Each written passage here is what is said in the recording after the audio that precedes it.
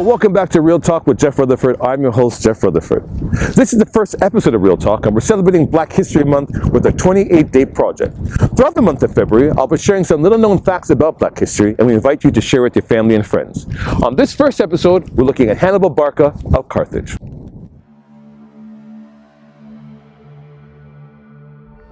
Hannibal Barca was a military leader from Carthage and the son of another famous general, Hannibal Barca. During the Second Punic War, Hannibal and his army occupied what we now know as Italy for 15 years, but he was unable to march on Rome. Finally, through his genius, he was able to catch the Romans off guard by marching his army over the Pyrenees Mountains and the Alps into northern Italy and defeating the Romans in a series of battles.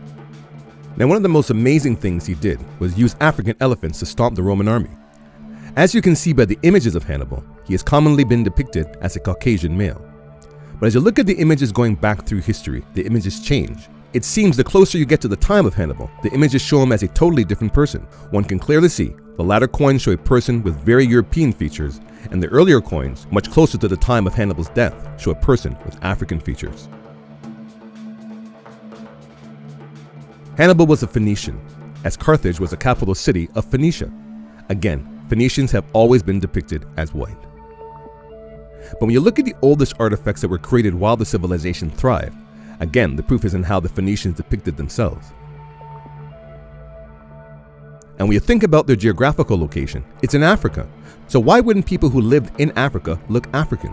Again, the people who live there now represent the people who won the wars of that region that pushed most of the indigenous black population south of the Saharan desert over many centuries of war and human migration. The people who live in Tunisia now do not look like the people who lived in Phoenicia in the time of Hannibal. Indigenous black Tunisians make up around 15% of the country's population, and even now they suffer widespread racial discrimination and still fighting for equal rights.